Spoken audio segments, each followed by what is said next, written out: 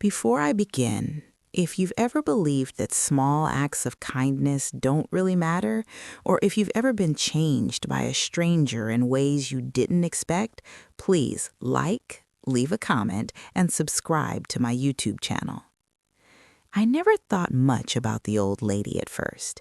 She was just part of my morning routine, like the traffic light that always took too long to change or the smell of fresh bread drifting out of the grocery store on Maple Street. I passed that store every weekday morning on my way to work, coffee in one hand, keys in the other, already running through the worries of the day in my head.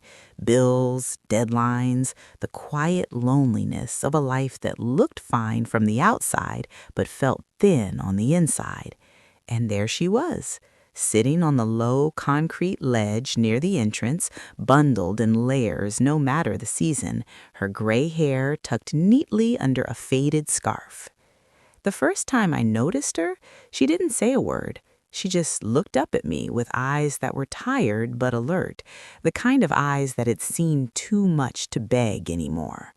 I remember fumbling in my pocket, feeling slightly embarrassed, like I'd been caught staring.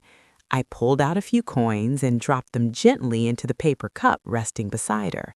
She smiled, slow and genuine, like she wasn't surprised at all. "Thank you," she said softly. Not desperate, not rehearsed, just grateful. That smile stayed with me longer than I expected. After that, it became automatic. I dig into my pocket before I even reached her, already knowing the feel of the coins. Some days it was just loose change. Other days, when I'd had a better week or a lighter heart, I'd add a small bill. She never commented, never counted, never reacted beyond that same warm smile and a quiet "thank you." And I never stopped long enough to talk. I told myself I was helping, that was enough. In truth, I was also afraid that if I stopped, if I listened, I'd hear something I wasn't ready to carry with me into my already heavy life. Weeks turned into months. Seasons shifted almost without me noticing. I started to recognize the rhythm of her presence the same way I recognized the rhythm of my own breath. She was always there in the morning, but never in the afternoon when I passed by again on my way home. That detail stuck with me. It wasn't the behavior of someone simply begging all day. It felt purposeful, like she had a schedule, a reason for being there only at that hour. Sometimes I wondered if she was waiting for someone. Sometimes I wondered if she was watching me, the way you watch a familiar face in a crowd. There were other things too, small details my mind collected even when I tried not to. Her clothes were old but clean, carefully mended at the seams. Her shoes were worn thin but polished. When it rained, she shifted just enough to stay dry under the overhang, as if she knew exactly where the drops would fall. And always, always that smile. It wasn't the smile of someone trying to survive the day. It was the smile of someone who had already survived a lifetime. One morning, I was running late. Everything that could go wrong had gone wrong. I'd spilled coffee on my shirt, my car wouldn't start right away, and my phone buzzed nonstop with messages from my manager. I saw her from a distance and almost walked past. For a brief, ugly moment, I told myself she'd understand. It was just one day. But as I stepped closer, she looked up and our eyes met. There was no accusation there, just recognition. I stopped, sighed, and dropped the coins into her cup. That was the morning she spoke more than usual. "You look tired today," she said gently. Her voice wasn't intrusive, it was observant, like a grandmother noticing something a child didn't say out loud. I forced a small laugh and nodded. "Yeah, one of those days," I replied. She nodded too, as if that answer fit into a larger story she already understood. "They come and go," she said, "but they leave marks if you let them." I didn't know what to say to that, so I just smiled politely and walked on, her words echoing longer than the sound of the sliding grocery store doors. After that, I started noticing how much she noticed. She remembered things. If I wore a different coat, she'd comment that it suited me. If I seemed especially rushed, she'd tell me to be careful crossing the street. Once, when I had a small bandage on my hand, she asked if I was healing well. I never remember telling her I'd hurt myself. I never remembered stopping long enough for that kind of conversation. And yet, she knew. It unsettled me in a way I couldn't quite name. Part of me wanted to pull back, to keep things simple again. Coins, smile, goodbye. But another part of me felt oddly comforted, like someone was seeing me in a way the rest of the world didn't bother to. At work, I was just another employee. At home, I was just another quiet person filling empty rooms with noise from the television. With her, I was noticed. Still, I never asked her name. I never asked her story. I told myself it was respect, that some stories weren't mine to hear. But if I'm honest, it was fear. Fear of attachment, fear of finding out that one day she might not be there and that her absence would leave a bigger hole than I was prepared to feel. One chilly morning, as autumn started to bite at the edges of the city, I reached into my pocket as usual. The coins clinked together, familiar and reassuring. I stepped closer, already preparing to drop them into her cup. That's when she did something she had never done before. She reached out and gently placed her hand over mine. Her touch was light, but it stopped me completely. I froze, startled more by the intimacy of the gesture than the act itself. She looked up at me, her eyes sharper than I'd ever seen them. "Not today," she said softly. I frowned, confused. Are you sure?" I asked, feeling suddenly awkward, like I'd misread everything. She nodded. "Yes, today I need to talk to you."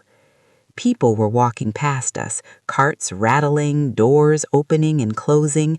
The world kept moving, unaware that something had shifted for me in that small space between her hand and mine. I felt exposed, like everyone could see that I'd been singled out for something I didn't understand. I slowly pulled my hand back, the coins still resting in my palm. "Okay," I said quietly. "What's going on?" She took a breath, long and measured, as if she'd been practicing this moment for a very long time. Then she did something that made my heart stumble.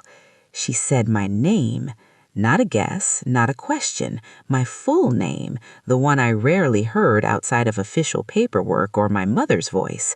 I felt the blood drain from my face. "How do you know my name?" I asked, my voice barely steady.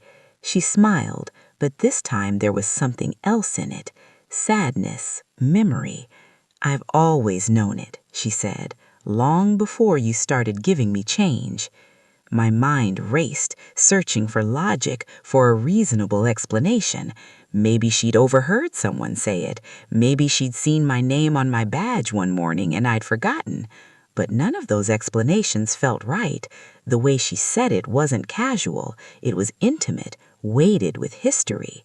"Who are you?" I asked, suddenly aware of how vulnerable I felt standing there, my carefully constructed routine crumbling. She glanced around, then back at me. "Not here," she said, "not yet, but I promise you I will tell you. I've been saving something for you, every coin you ever gave me, and something more important than money." She gestured toward the cup at her feet. I looked down and realized for the first time that it was heavier than it should have been, not just with coins, but with intention. "I didn't stop you all this time because I needed to be sure that kindness still lived in you, that you gave without expecting answers." My throat tightened. I didn't know whether to feel honored or unsettled. "Sure of what?" I asked. She held my gaze. "Sure that when the truth came, you'd be ready to hear it." A car horn blared in the distance. Someone brushed past my shoulder. Life kept going, indifferent to the way my chest felt too tight for my lungs. "When?" I asked. She smiled again, that familiar warm smile that had started all of this. "Soon," she said, "very soon. Tomorrow, if you're willing to stay a little longer."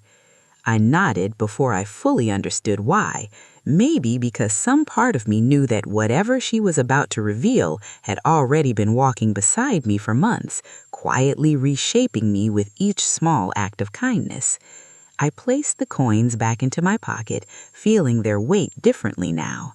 As I walked away, my steps felt unsteady, like I'd crossed an invisible line I couldn't uncross. All day her words followed me. I replayed her voice in my head, the way she said my name, the certainty in her eyes. I tried to imagine who she could be, how she could possibly know me, and why she'd chosen this strange, patient way to reveal herself. That night I barely slept, torn between fear and a curiosity that burned too bright to ignore. I didn't know it yet, but by the next morning, the story I'd been telling myself about my life, about kindness, about strangers, was about to change. I arrived at the grocery store earlier than usual the next morning, my nerves buzzing like I'd had too much coffee, even though I hadn't touched a cup. The sky was still pale, that quiet gray blue it gets before the city fully wakes up. For a moment, as I walked toward the entrance, my chest tightened with a sudden fear that she wouldn't be there, that this whole thing had been some strange misunderstanding, or worse, a dream stitched together by routine and imagination. But then I saw her, sitting in the same spot, wrapped in her familiar layers, her paper cup beside her, her posture calm and patient as ever. She looked up when she sensed me approaching, and her smile spread slowly across her face, like she'd been expecting me all along. "Good morning," she said. There was something different in her voice now, something settled, as if a decision had finally been made. "You came." I nodded and stood there awkwardly, suddenly unsure of where to put my hands, my eyes, my words. "You said you'd tell me," I replied. It sounded smaller out loud than it had in my head. She patted the empty space beside her on the ledge. "Sit," she said gently. "If you're going to hear this, you shouldn't be standing like you're about to run." I hesitated, then sat down, feeling the cold concrete through my coat. People passed by us, glancing briefly before looking away, their lives already in motion. The ordinary setting made what I was about to hear feel surreal, like a confession whispered in the middle of a crowded room. She reached for her cup and lifted it carefully, tilting it just enough so I could see inside. Coins filled the bottom, stacked neatly, organized in a way I'd never noticed before. "Every day," she said, "I put your coins aside. I never spent them, not one." "Why?" I asked, my voice low. She looked at the cup, then back at me.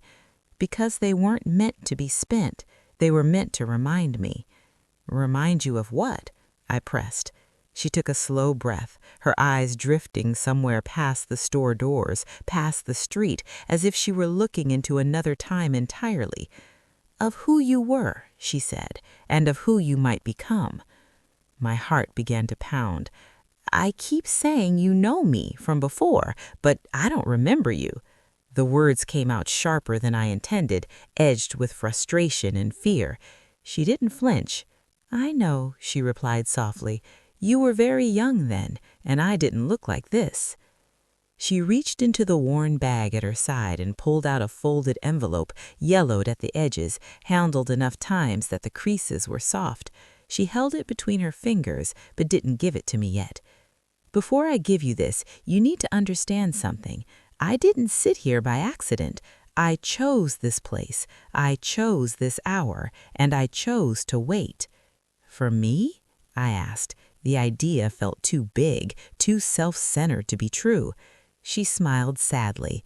"For the version of you that still remembered how to see people," she said, "and I needed to know if that version still existed." Her words stirred something uncomfortable inside me. I thought about the mornings I'd almost walked past her, the days I'd given without thinking, without stopping. "What does this have to do with my past?" I asked. She nodded slowly. "Everything," she said. Do you remember the little blue house on Cedar Lane, the one with the crooked mailbox and the garden that always grew wild no matter how often it was trimmed? My breath caught. The image rose up in my mind so suddenly it felt like I'd been struck. Yes, I said quietly. I grew up there. She nodded. I know, she said. I lived 2 houses down. You used to walk past my porch every afternoon after school. I stared at her, my thoughts scrambling. That doesn't make sense, I said. I knew all my neighbors. I would remember you. She tilted her head slightly. Would you? She asked. You were 8 years old. Your world was very small then, and mine was already shrinking. She described things I hadn't thought about in decades. The crack in the sidewalk I used to jump over, the way I always kicked at loose stones when I was upset, the afternoons I sat on the curb waiting because I didn't want to go home yet. With each detail, my denial weakened, replaced by a strange, hollow recognition. You used to sit with me sometimes, she continued. You talked more than you realized, about school, about how quiet your house felt after your father left, about how you didn't want to bother your mother when she was tired. My throat tightened painfully. I hadn't told anyone those things, not as an adult, not ever. You listened, I said, more statement than question. She nodded. I did, she replied, because no one else was. The weight of her words settled heavily on my chest. Memories surfaced in fragments. A woman offering me a glass of water on a hot day. A porch that smelled faintly of soap and old books. A voice telling me it was okay to be sad, that sadness wasn't something to be ashamed of. You were kind to me, she said softly, long before you ever gave me change. I felt dizzy. But why are you here now? I asked. Why like this? She looked down at her hands. They trembled slightly. Because life didn't turn out the way I thought it would, and because I needed to know if the boy who once saw me as more than just an old woman on a porch still existed inside the man you became. She told me about the years after my family moved away, about losing her husband, about her own children drifting farther and farther until letters turned into silence, about selling her house when she could no longer manage the stairs, about pride keeping her from asking for help until pride was all she had left. I don't blame anyone, she said quietly. Life has a way of narrowing your world until you're sitting on a concrete ledge outside a grocery store, hoping someone will look at you like you still matter. Tears blurred my vision, and I didn't bother wiping them away. I thought I was helping you, I said, my voice breaking. She shook her head gently. You were, she said, but you were also helping yourself. You just didn't know it yet. She finally handed me the envelope. My name was written on the front in careful, familiar handwriting. I wrote this years ago, before I ever saw you again. I carried it with me, waiting. I didn't know if I'd ever have the chance to give it to you. My fingers trembled as I took it. What is it? I asked. She smiled, tired but peaceful.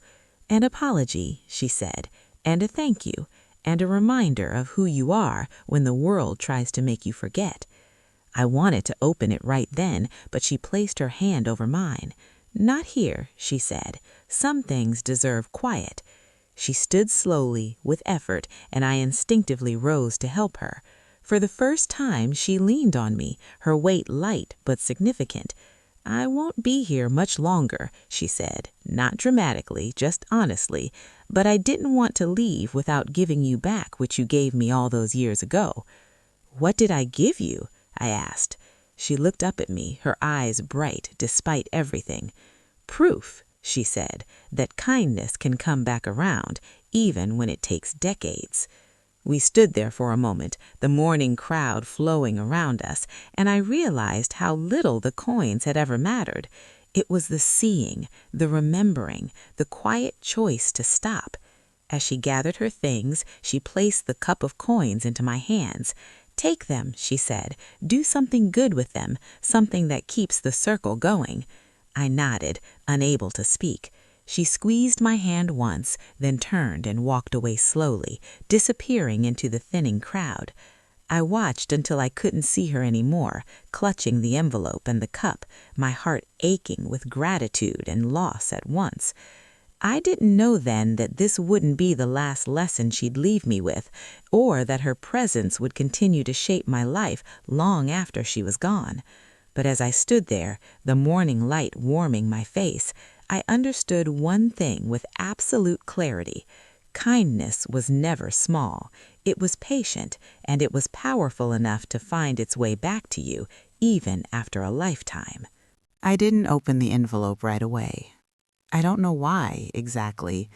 Maybe I was afraid that once I read her words, the moment would be over, sealed into something finished and unchangeable. As long as the envelope stayed closed, she still felt close to me, like she was walking just a few steps ahead, waiting for me to catch up. I carried it with me all day, tucked carefully into my bag, the weight of it far heavier than paper had any right to be. At work, I was useless. My computer screen blurred as my mind replayed her voice, her memories spilling into mine. I kept seeing that porch she described, the one I hadn't thought about in years. The memory came back slowly, like a photograph developing in water. I remembered sitting on the steps, my legs swinging, my backpack at my feet.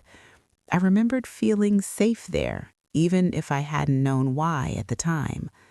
I remembered a woman who listened without interrupting, who didn't rush me, who didn't try to fix things she couldn't fix. I remembered feeling seen. That night, when I finally got home, I didn't turn on the television. I didn't check my phone. I sat at my kitchen table, the envelope laid flat in front of me, my hands resting on either side like I was bracing myself. The apartment was quiet, the kind of quiet that usually made me uneasy. This time, it felt necessary. I opened the envelope carefully, as if it might tear if I rushed. Inside was a single letter, written in the same careful handwriting as my name on the front. I recognized it now. It was the same handwriting I'd seen on notes stuck to my lunch bag as a child. Reminders to eat, to drink water, to have a good day. I hadn't known then who wrote them. I'd assumed it was my mother, distracted and tired, trying her best. But reading the first line of the letter, I realized I'd been wrong. I won't repeat every word she wrote. Some things feel too personal to lay bare. But the heart of it was simple. She apologized for not being able to do more back then, for not stepping in when my home grew quieter and heavier, for listening instead of acting, even when she suspected things were harder than I admitted. She wrote that she had been afraid, too, afraid of overstepping, afraid of being told it wasn't her place, afraid of losing the small connection she had with me by pushing too hard. She thanked me for trusting her with my sadness, even in the careless, half-formed way children do. She thanked me for the afternoons I spent on her porch, for the way I waved every morning, for the small kindness of my presence in a life that had already begun to narrow. And then she wrote something that made me stop breathing for a moment. She said that watching me grow up had given her hope during a time when hope felt foolish, that she'd often wondered if kindness planted quietly could survive the years, or if it was always crushed by disappointment and loss. Seeing me again, decades later, dropping coins in her cup without hesitation had answered that question for her. Kindness didn't disappear, it just changed shape. I cried then. Not the quiet tears I usually allowed myself, but deep, shaking sobs that left me exhausted and raw. I cried for the woman she'd been. I cried for the boy I'd been. I cried for all the moments in between, the years when we'd been walking the same city without knowing it. When the tears finally slowed, I folded the letter carefully and placed it back in the envelope, my hands steadier now, my heart strangely lighter. The next morning, I woke up early again, the grocery store already fixed in my mind. I told myself I was going to check on her, to see if she was there, to make sure she was okay, but somewhere deep down, I knew she wouldn't be. When I reached the store, my chest tightened as I scanned the familiar spot. The concrete ledge was empty. No scarf, no cup, no warm smile waiting for me. I stood there longer than I needed to, feeling foolish and hopeful at the same time. A store employee eventually came out to adjust the carts, and I hesitated before speaking. "There was an older woman who used to sit here in the mornings," I said. "Do you know where she went?" The employee's expression softened. "She was taken to the hospital a few days ago," he said gently. "One of the regulars called it in. She hasn't been back." A few days ago. That meant she'd already known. She'd already been carrying the weight of that knowledge when she stopped me, when she handed me the envelope, when she walked away. The realization settled over me like a heavy blanket. She hadn't just been waiting to tell me the truth. She was saying goodbye. For weeks after that, I checked the spot every morning anyway. Part of me hoped I'd see her again, sitting there like nothing had changed, smiling at my disbelief. But the ledge remained empty. Life moved on, as it always does, indifferent to the stories that end quietly on the sidelines. The cup of coins sat on my kitchen counter during that time, untouched. I'd promised her I'd do something good with them, but I didn't know what yet. Every idea felt too small, too performative. I didn't want to turn her patience into a gesture that made me feel better without actually honoring what she'd taught me. The answer came unexpectedly, the way important things often do. One morning, I noticed a young boy sitting outside the same grocery store, a few feet away from where she used to sit. He wasn't begging, he was just sitting, his backpack beside him, his eyes fixed on the ground. The sight of him stopped me cold. I recognized that posture, the way his shoulders curled inward like he was trying to make himself smaller, like he didn't quite know where he was supposed to be. I bought 2 coffees that morning, one for me, one I wouldn't drink. When I stepped outside, I approached him slowly, careful not to startle him. I sat down a short distance away, leaving space between us. "You okay?" I asked gently. He shrugged, not looking up. "Waiting for my mom," he said. His voice was flat, rehearsed. I nodded, recognizing the half-truth for what it was. I didn't push. I just sat there, sipping my coffee, letting the silence stretch. After a while, I slid the other cup toward him. "It's hot chocolate, not coffee." He glanced at it, surprised, then at me. For a moment, he took it. "Thanks," he muttered. We didn't talk much that day. We didn't need to. That became our routine. Not every day, not with expectations, just sometimes. I'd sit, I'd listen, I'd notice, and slowly I saw the same thing she'd once seen in me. A child carrying more than he could know how to name. A child who didn't need fixing, just witnessing. I used the coins to start small. I paid for groceries for a woman who'd come up short at the register. I left them with notes in places where people didn't expect kindness. I donated some quietly, without telling anyone. Each time I felt her presence, not as a ghost or a memory, but as a steady hand at my back, guiding me forward. I never found out exactly what happened to her after the hospital. Maybe she recovered and moved on. Maybe she didn't.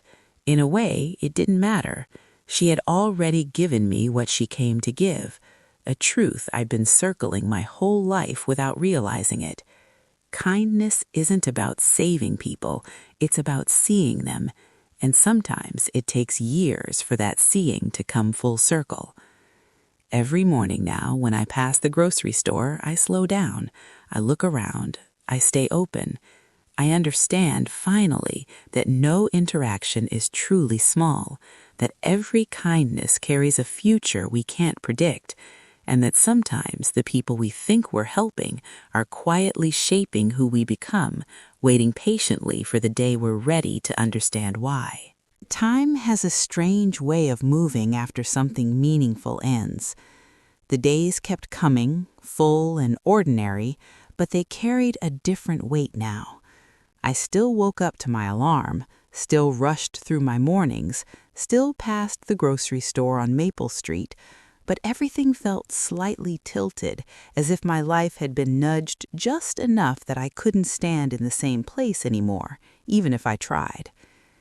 I started noticing people in a way I hadn't before, not just seeing them, but really noticing them. The man who always lingered near the bus stop, pretending to check his phone so no one would ask why he was there so early and for so long. The cashier at the grocery store whose smile never quite reached her eyes, who moved with the careful precision of someone afraid to make mistakes. The elderly couple who came in every Thursday morning, holding hands, moving slowly, as if daring the world to rush them. It wasn't that these people hadn't existed before. They had. I just hadn't let myself see them. And now, once I had, I couldn't unsee them. The boy outside the grocery store became a quiet part of my routine. His name was Eli. I learned that slowly, without pressing, without turning our conversations into interrogations. He talked in fragments at first, one-word answers, shrugs, long silences. I respected those silences the way she had respected mine all those years ago. Over time, he started filling them in himself. His mother worked long shifts, sometimes 2 in a row. Sometimes she was late. Sometimes she didn't come at all, and he waited until someone told him the store was closing. He said these things without drama, like facts he'd memorized because they happened often enough to stop hurting in new ways. I listened. I didn't promise things I couldn't deliver. I didn't tell him everything would be okay. I just showed up when I could and let that be enough. One afternoon, as we sat on the familiar concrete ledge, Eli asked me a question that caught me off guard. "Why do you always sit here?" he asked. I considered brushing it off with something light, something easy, but the truth felt important. "Because someone once sat here for me," I said. He nodded like that made sense, like he didn't need any more explanation than that. At home, I began sorting through old boxes I'd avoided for years. Photos, papers, half-forgotten pieces of a life I'd outgrown without ever properly leaving behind. In one box, tucked between school reports and faded drawings, I found a small stack of notes. They were written on scrap paper, folded carefully, the edges worn soft. "Eat your lunch, drink water, you matter today." I stared at them for a long time, my chest aching with a mixture of gratitude and regret. She'd been there all along, quietly reinforcing something I hadn't believed anyone cared to say. I started visiting my mother more often after that. Our relationship had always been polite but distant, shaped by years of unspoken things. One evening, as we sat at her kitchen table, I finally asked her about the woman on Cedar Lane. She looked surprised at first, then thoughtful. "She was kind," my mother said slowly. "She helped more than she ever admitted. I think she saw things I didn't want to see at the time." There was no accusation in her voice, just honesty. For the first time, we talked openly about those years, about exhaustion, about fear, about how sometimes survival leaves no room for reflection. Those conversations didn't fix everything, but they softened something that had been hard for a very long time. I realized then that kindness didn't just flow outward, it also turned inward, loosening knots we'd learned to live with. One morning, months later, I was stopped outside the grocery store by a woman I didn't recognize. She was around my age, holding a reusable bag, her expression uncertain. "You used to talk to the older woman who sat here," she said. It wasn't a question. I nodded. "She was my aunt," the woman continued. "She talked about you sometimes, said you reminded her that waiting wasn't always wasted." My breath caught. "Is she—" I began, then stopped. The woman nodded gently. She passed away not long after she went to the hospital, peacefully. I closed my eyes for a moment, letting the reality settle. Sadness washed over me, but it wasn't sharp. It was calm, like grief that had already been held and understood. "She left this with me," the woman said, handing me a small envelope. "She said you'd know what to do with it." Inside was a simple note, no long explanations, no heavy words, just one line written in that familiar, careful handwriting: "Keep going." I folded it and placed it in my wallet, right next to the letter she'd given me before. Some messages didn't need to be reread to be remembered. The concrete ledge outside the store never became empty to me again, even when no one sat there. It became a reminder, a quiet invitation. Some days I sat alone, some days someone sat beside me. Sometimes we talked, sometimes we didn't, and that was okay. I learned that kindness doesn't always announce itself with big gestures or dramatic moments. Most of the time it shows up quietly, in routines, in patience, in the decision to stop when it would be easier to walk on. It plants seeds we may never see grow, or if we're lucky, it circles back years later, carrying a truth we didn't know we were waiting for.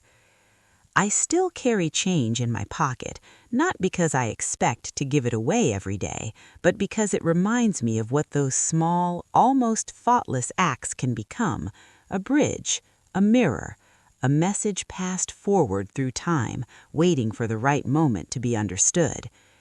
And every now and then, when I catch myself rushing too fast through my life, I hear her voice in my head, calm and steady, telling me that days come and go, but they leave marks if you let them. So I slow down, I look up, I choose to see, because now I know that sometimes the greatest gifts come disguised as ordinary moments, and the people who change us most are the ones we almost walk past. Life didn't transform overnight. There was no sudden montage of perfect days or dramatic changes that made everything feel resolved. Instead, the shift was quiet and gradual, the kind that only becomes noticeable when you look back and realize you're standing somewhere different than you used to be. The lessons she left me didn't demand anything spectacular. They asked for consistency, for presence, for patience. I started volunteering once a week at a small community center a few blocks from my apartment. It wasn't something I announced or shared online. It was just something I did. I helped with homework, listened to stories, fixed chairs that wobbled, carried boxes when backs were tired. I recognized pieces of myself in the people who walked through those doors, especially the ones who lingered near the edges, unsure if they belonged. I made a point of learning their names, of remembering small details, of showing up again the next week. Eli stopped waiting outside the grocery store after a while. His mother found a different arrangement, one that worked better for both of them. On our last afternoon together there, he handed me a folded piece of paper. Inside was a drawing of two stick figures sitting on a ledge. One was taller, one was smaller. Above them, he'd written, "Thanks for sitting." I keep it tucked into the same box as her letters now, a reminder that listening can be enough to change the shape of a day. There were still hard moments, days when the world felt heavy again, when kindness felt like a language not everyone spoke or understood. On those days, I reread her letter. I remembered the weight of her hand over mine, stopping me in my tracks. I remembered how deliberately she'd waited, not to test me, but to protect something fragile and important until the right moment arrived. One evening, as I was leaving the community center, an older man stopped me at the door. He'd been quiet all evening, sitting in the back, watching more than participating. "You remind me of someone," he said, his voice rough with age. I smiled politely, used to hearing things like that. "Someone who listened when no one else did," he added. The words landed heavier than he probably intended. I nodded, feeling that familiar tightening in my chest. "I learned from the best," I replied, and meant it more than he could know. I began to understand that the impact she'd had on my life wasn't meant to end with me. It wasn't a story to be admired and set aside. It was a responsibility, gently handed over, asking to be carried forward. That realization changed how I approached my own relationships. I reached out more. I asked questions and waited for the answers. I apologized when I got things wrong instead of defending myself. I showed up for people even when it was inconvenient, even when I was tired. I found myself thinking about her often, especially in moments of stillness. I wondered what she'd think of the ways her patience had rippled outwards. I wondered if she'd known, even then, how far her quiet influence would travel. Sometimes, in the middle of an ordinary day, I felt a sudden, unexpected gratitude so strong it brought tears to my eyes. Not the sharp grief of loss, but the deep, steady gratitude of being seen at exactly the right moment. Months turned into a year. The grocery store on Maple Street renovated its entrance, replacing the concrete ledge with planters and benches. At first, the change felt jarring, like an erasure. But then I saw people sitting there, resting, talking, waiting, life adapting, as it always does. I sat there one morning, coffee in hand, watching the city wake up. A woman sat down beside me, sighing heavily. We exchanged a brief smile. Neither of us spoke. It was enough. I started writing again after a long silence, not for an audience, just for myself. I wrote about mornings and small kindnesses and the people we pass without knowing how close we come to changing each other's lives. The words didn't always come easily, but when they did, they felt honest, like I was finally telling a story I'd been living without fully understanding. One afternoon, sorting through old files on my computer, I found an essay I'd written in elementary school. The prompt had been something like, "Write about someone who makes you feel safe." I'd written about a woman on a porch who listened and gave me water on hot days. I hadn't used her name, I hadn't even known it then, but reading it now, I smiled through tears. She'd been shaping my story long before I realized it. I shared that essay with my mother one evening, my hands trembling slightly as I handed her the printed pages. She read quietly, her face softening with each line. When she finished, she reached across the table and took my hand. "I'm glad you had her," she said simply. I squeezed her hand back. "Me too," I replied. The change I'd given her all those mornings was long gone, scattered into the world in ways I couldn't trace, but the exchange itself remained, living on in choices, in attention, in the willingness to stop. I understood now that kindness doesn't always come back to us in the form we expect. Sometimes it comes back as clarity, sometimes as courage, sometimes as a quiet nudge that keeps us moving forward when it would be easier to turn away. As I walked past the grocery store one morning, I felt the familiar weight of coins in my pocket. I smiled, not because I expected to give them away, but because I knew what they represented: a promise, a memory, a reminder that even the smallest gestures can carry stories that last a lifetime. And as I stepped into the flow of the city, surrounded by strangers with lives as complex and tender as my own, I felt ready, ready to keep going, ready to keep seeing, ready to honor her not by standing still in the past, but by living out the lesson she'd spent a lifetime teaching me, one quiet moment at a time. There are moments when life circles back on itself so gently that you almost miss it. One such moment came on a rainy morning nearly 2 years after the last time I saw her sitting on that ledge. The rain wasn't dramatic, just a steady drizzle that soaked into coats and shoes without asking permission. I was running late, my mind already cluttered with the day ahead, when I noticed a woman standing just outside the grocery store doors, clearly overwhelmed. She was older than me, but younger than the woman who had changed my life. Her hand shook as she dug through her purse, pulling out coupons, coins, receipts, panic written plainly across her face. The cashier inside was waiting, not impatient, just tired. I stood behind her, watching the familiar scene unfold, feeling something settle quietly inside my chest. When the woman realized she was still short, she apologized in a rush of words, embarrassment flooding her voice. I recognized that tone immediately. It was the sound of someone shrinking in public. Without thinking, I stepped forward and placed the remaining amount on the counter. "It's okay," I said gently. "I've got it." She looked at me like I'd done something extraordinary. I hadn't. I'd done something learned. Outside, she stopped me, her eyes wet, her gratitude spilling over. "I don't know how to thank you," she said. I smiled, hearing my own voice echo words I'd once been given. "Just pass it on when you can," I replied. As I walked away, rain soaking through my coat, I felt her presence again, not as a memory that hurt, but as a truth that steadied me. That was the thing I came to understand most deeply. Her lesson hadn't been about her, it had been about continuity, about the invisible threads that connect moments and people across time. We don't always get to see the full shape of what we start, but that doesn't make it any less real. At the community center, changes were happening too. Funding shifted, programs expanded, people came and went. One afternoon, a young volunteer sat beside me as we cleaned up after a long day. "Why do you do this?" she asked, genuinely curious.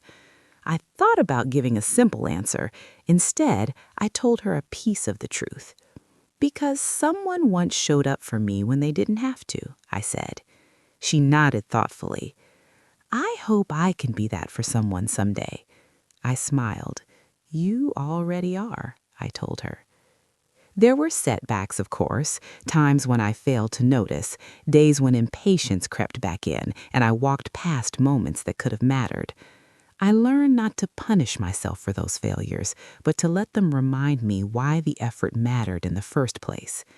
Kindness wasn't about perfection, it was about returning, again and again, to the choice to see. On the anniversary of the day she first stopped me, I returned to the grocery store early in the morning. I brought a small bouquet of wildflowers and placed them near the planters where the ledge used to be. No ceremony, no audience, just gratitude.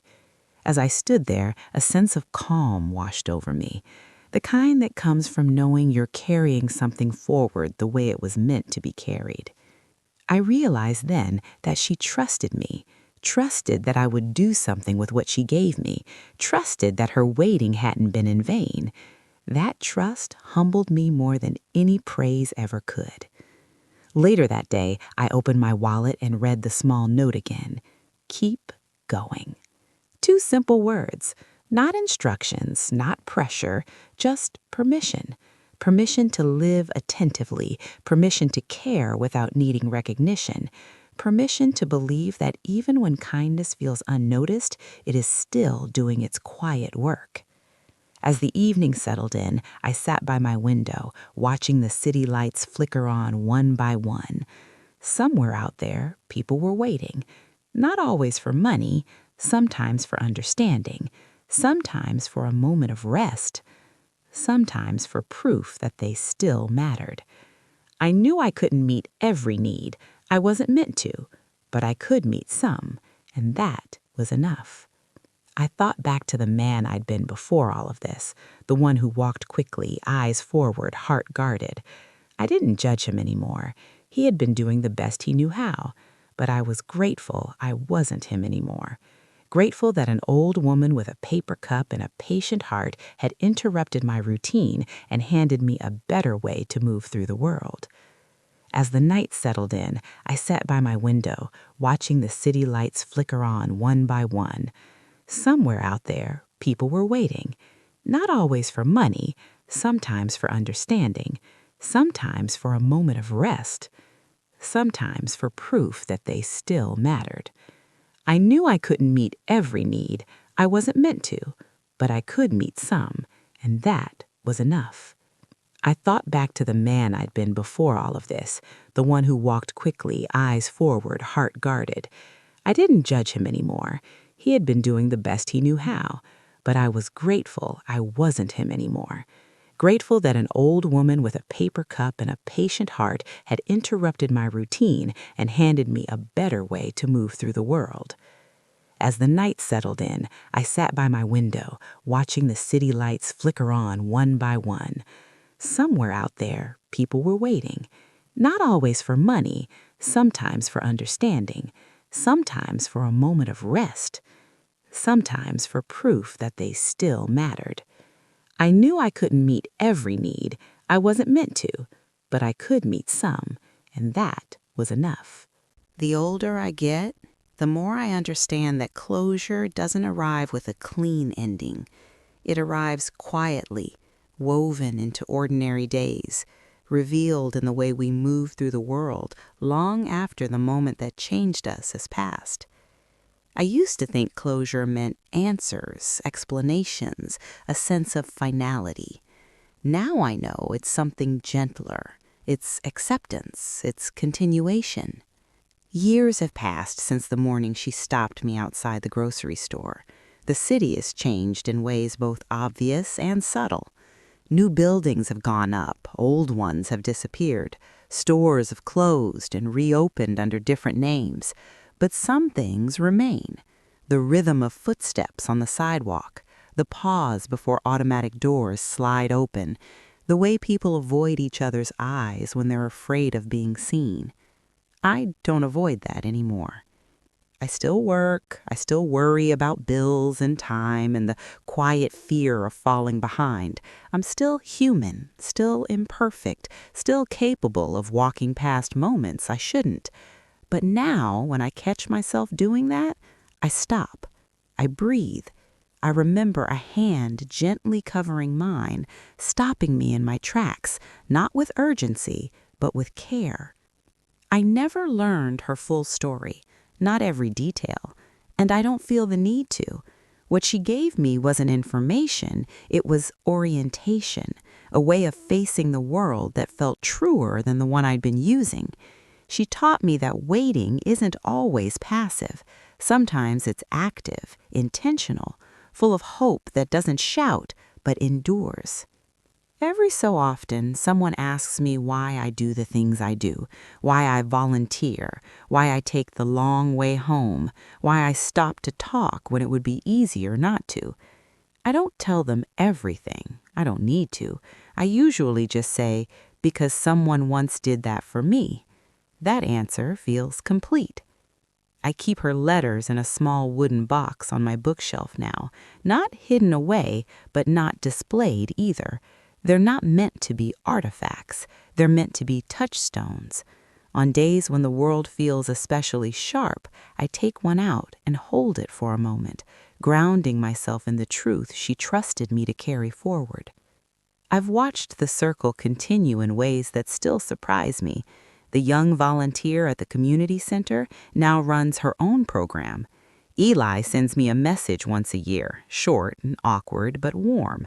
My mother and I speak more honestly now, our conversations less guarded, more forgiving.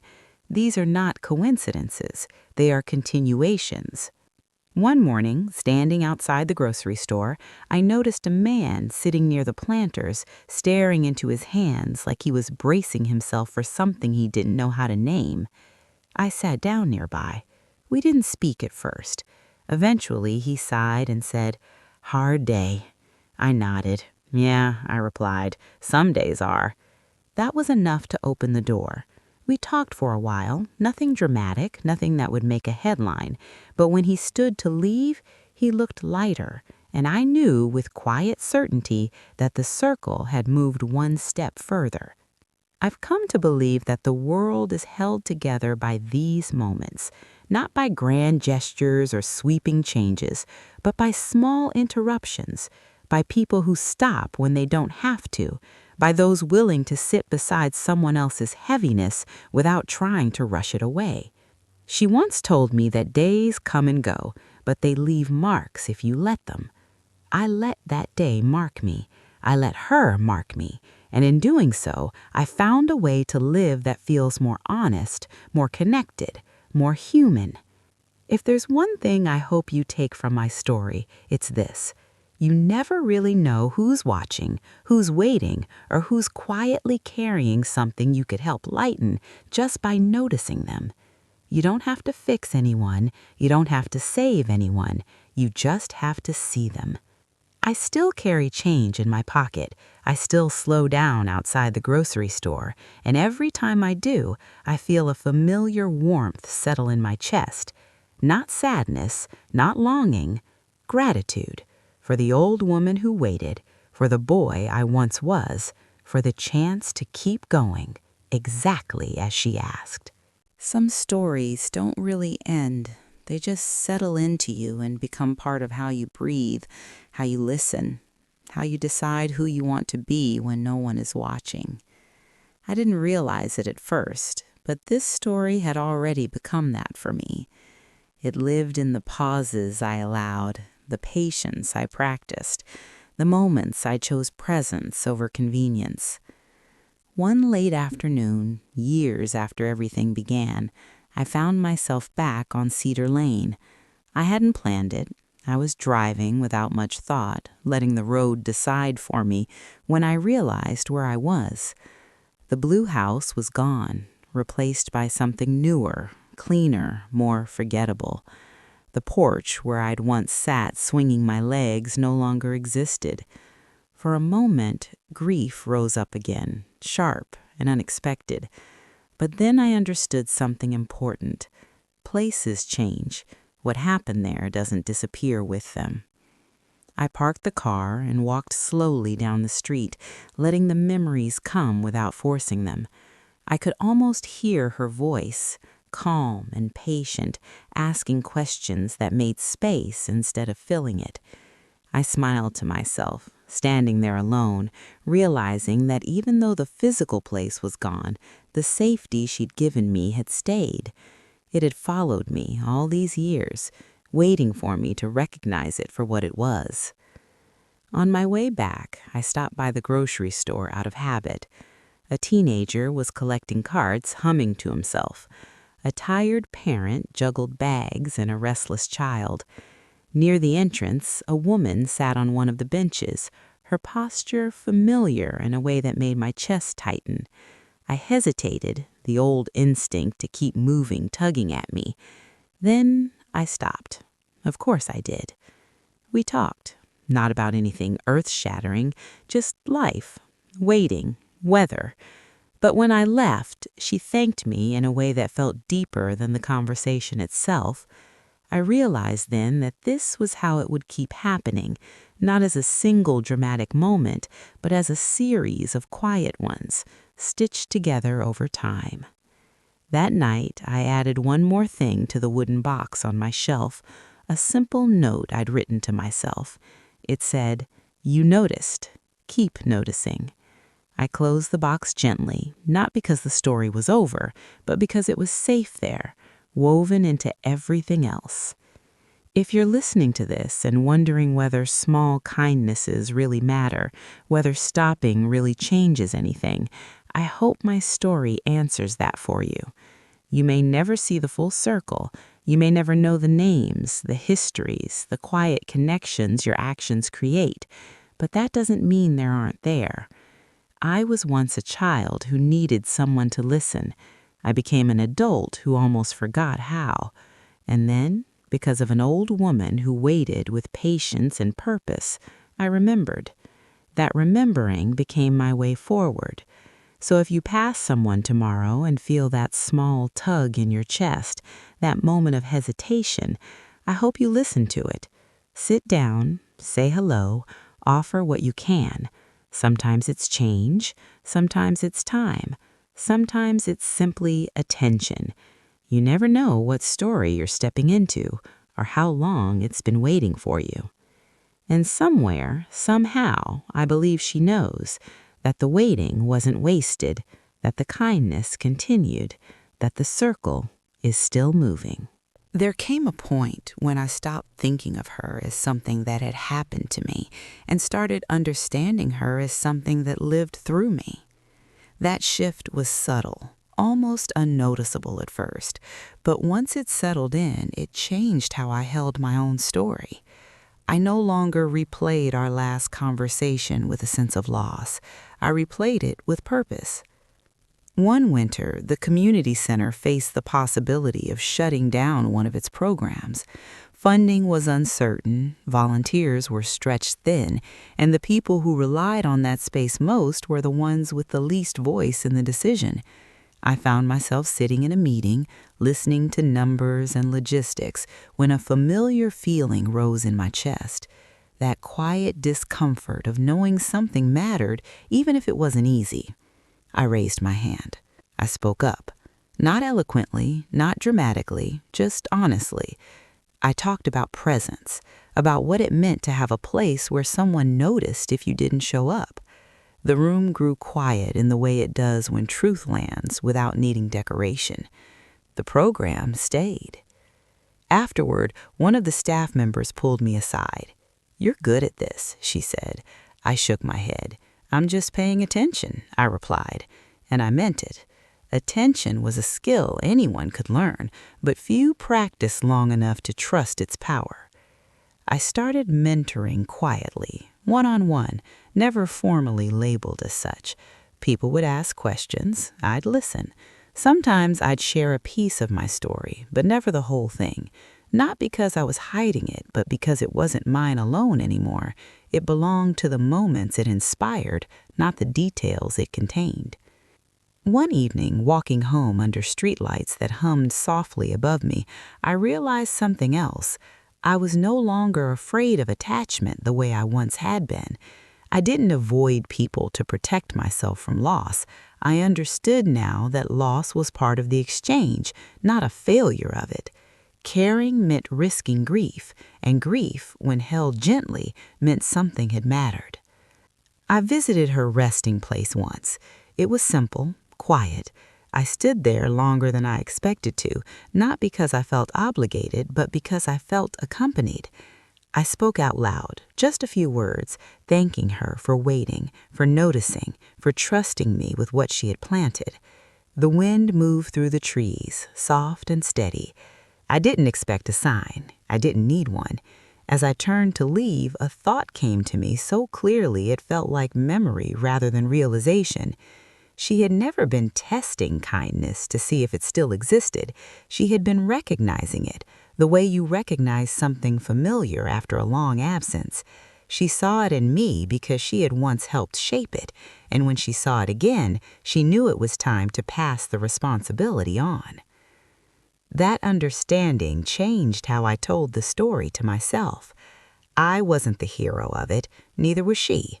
The kindness was.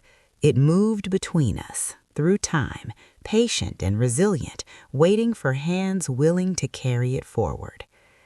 Now, when people thank me for something I've done, I accept it without shrinking, but I don't cling to it either. I know where it comes from.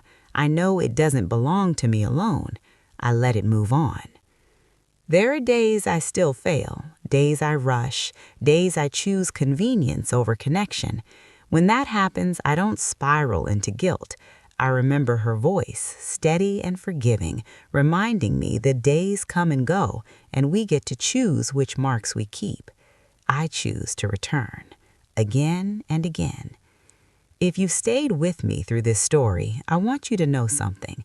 You don't have to wait decades for meaning to catch up to your kindness. Sometimes it does, sometimes it doesn't. What matters is that you act as if it might, that you live as though the smallest moments are already part of a larger story, even if you never see the ending. I still pass the grocery store. I still slow down, and every time I do, I feel that familiar pause, that gentle invitation to notice who's there, who's waiting, who might need nothing more than to be seen.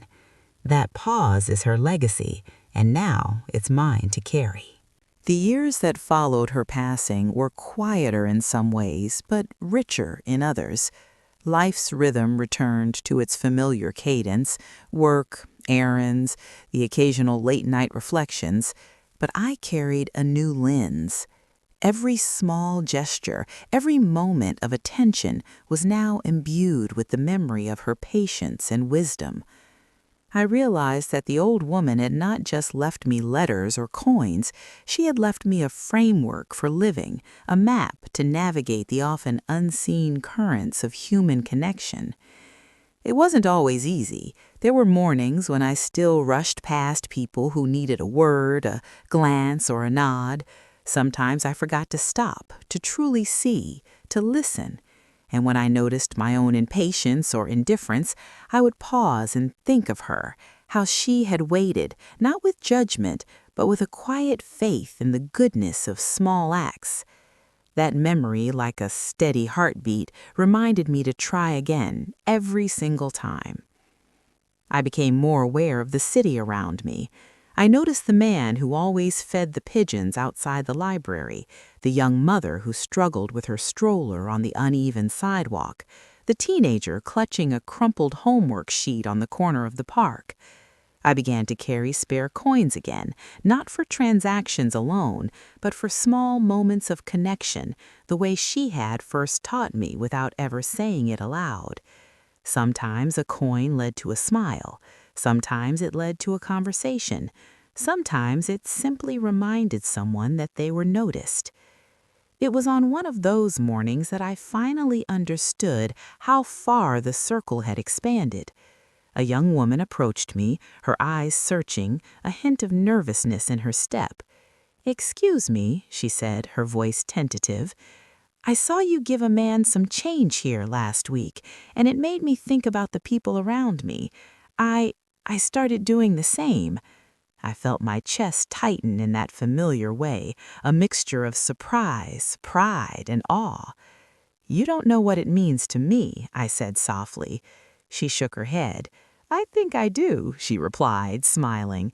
And with that, she walked on, leaving me standing on the sidewalk, struck by the quiet power of repetition, of noticing, of carrying something forward without expectation of reward. One afternoon, months later, I received a letter in the mail with no return address. I opened it carefully, expecting perhaps a bill or some ordinary correspondence.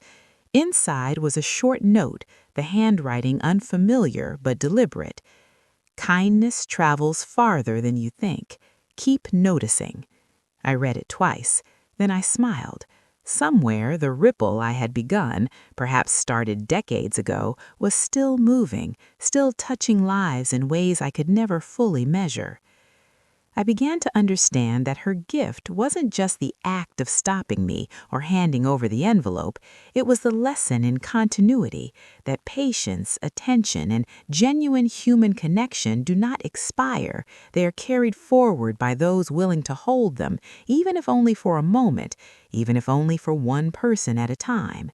And in that, I realized, was the true measure of life's quiet triumphs.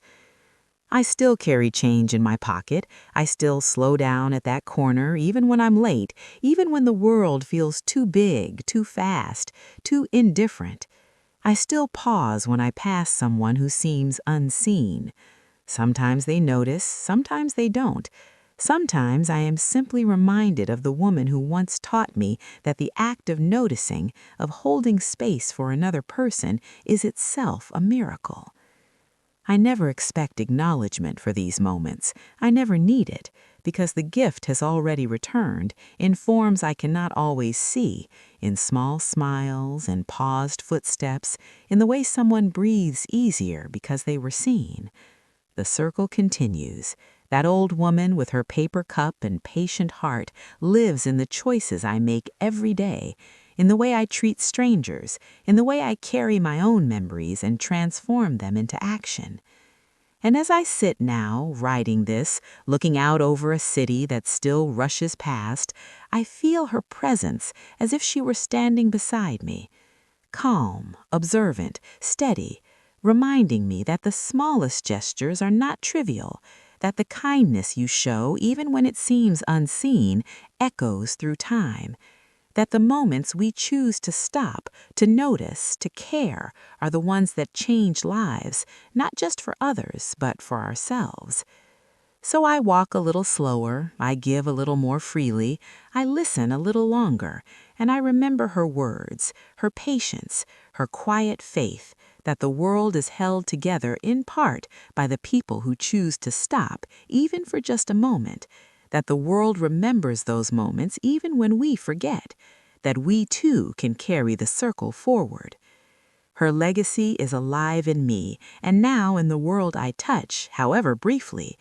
And when I close my eyes at night, I do so with a full heart, knowing that the kindness she once offered so quietly, so unassumingly, continues to ripple outward, that it can and will reach farther than I can ever imagine, that it is never wasted.